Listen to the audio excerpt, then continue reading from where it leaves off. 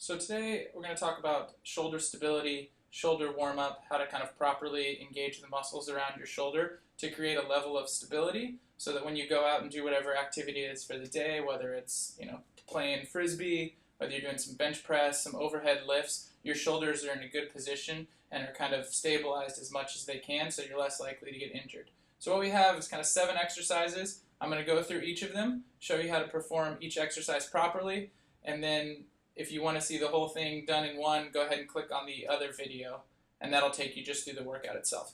So first what you need is a band. This is just a door anchor, so we have it kind of anchored in the door here. The nice thing about this is it'll slide, so if you're doing movements where the band needs to move up or down, it'll just naturally go to kind of the best position for it. But ideally you'd want it, if you're anchoring this to a pole or you're just tying this to something more stable, you want it about bottom of chest level. So kind of coming in right at your sternum here, like the xiphoid process level. That's where we want this to be at. And there's some kind of principles you follow with every movement, right? So regardless of the movement, the things we want to emphasize when we're doing any shoulder movements is we want our scapulas back, right? So this position and not up. A lot of the times when we say pull your scapulas back, people tend to shrug. You shouldn't have any upward movement. Everything's back and down, right? So you're pulling everything back here. Imagine you're pinching something, trying to hold it between your scapulas. And then the next movement we want to emphasize is your chin being tucked so your whole cervical spine is stable, right? So we're not out here, I'm not reaching for anything. This is tucked in, my head is going up, and I'm standing as tall as I can. The next part of it is just foot positioning, right? You should be about shoulder width apart, kind of like you landed from a jump, right? Your kind of sport position. You want your core engaged a little bit, and you want your feet to be twisted into the ground. So we're really getting a lot of foot engagement here. We're activating the muscles from our feet because that's our bottom level of stability. So we're building it from the ground up, all right? So go over those again real quickly. Scapulas back, chin tucked, feet into the ground, kind of screw them in to create some tension there, and then we can start going through the movements. So the first movement we're going to do, right, is going to be just a face pull, a high pull, same thing. The band's going to be coming the outside of our hands. Scapulas back, chin tucked, we're going to pull it up, and then we're going to slowly let it come back out without letting our scapula round forward. So you're here, coming back again. If you want more tension, right, you can either upgrade the band. So this is a fairly light band, kind of middle of the road. This is a 4. They usually go up to around 8, depending on what company you get them from. But they go as light as 1. So you want to pick a weight that you can get about 10 reps of each one, enough to where you feel it. So you feel fatigued, you feel a little burn in some of those smaller stabilizing muscles, but not to where your form breaks down. All right? And then, like I said, the other option, you can go farther away for more resistance or stay closer, but you want to make sure you have resistance right from the beginning. I don't want to be in this position where the first movement is just creating resistance. So first movement again, high pull, we're going to be here. We're just pulling these back, try to get them up by our ears, slowly let them come back again. This whole thing should be in a straight line from my wrist all the way to my elbow. I'm not driving up this way. I'm not flicking my wrists up. Just pulling straight back, scapulas back the whole time, comes back out in front of you. All the way through. So that's the first movement. The next movement we're going to do is a row, so you can keep the, actually we're going to put these underneath our hands here, so it's coming out of the top of them, and we're going to, same thing, get a solid stance here, engage the feet a little bit, pull the scapulas back, chin tucked, and we're going to pull both of them back, kind of right below our chest level here, and we're going to hold them there, and then we're going to let one come out at a time. So this one's coming back, pulling again. So you're always stabilized on one side. You're not getting movement with this. My torso is not moving at all. Everything is back. I'm as stable as I can be, and I'm just engaging one side at a time. All right, so that's the second movement we have there. Then the next one we're going to go into is a reverse fly. So we're going to have the band come out the side of our hands. We're going to keep them up high again, scapulas back, chin tucked, and we're pulling this out as far as we can go. We're going to hold it there for 2 seconds, and then slowly let it come back to the start. All right, scapulas back and down. You might notice that you tend to come out here in the beginning. That's fine, as long as you re-engage before you do the next movement. So 2 seconds, slowly let it come back out.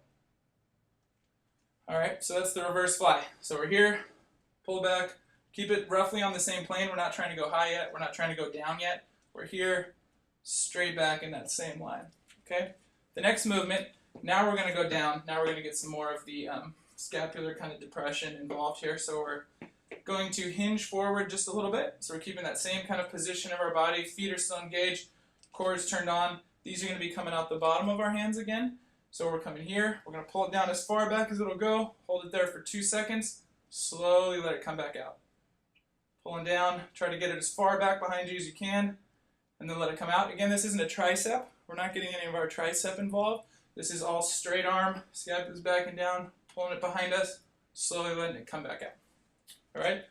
The next movement is a 90-90, so we're going to be up higher here, and you're really looking for 2 movements of 90. So again, scapula's back, chin tucked. I'm just going to keep beating that into you through the whole video. So you're back here, and then we're rotating up from that position, and back down. Up high, rotate, back out again.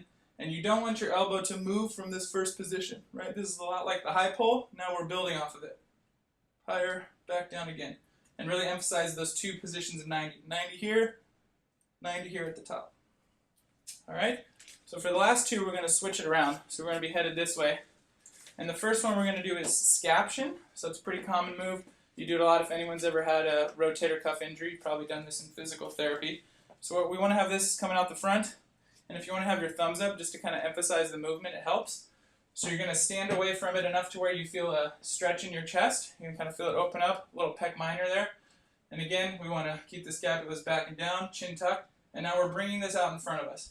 And it's hard to see from that angle, but what you're actually doing is not coming straight here in line with the body. We're actually coming out to each side and then back down again. All right? So again, load it up, get a stretch in the chest. Coming out to the side, and then back down. So coming out almost 45-degree angle here with both arms, and then back to the beginning again.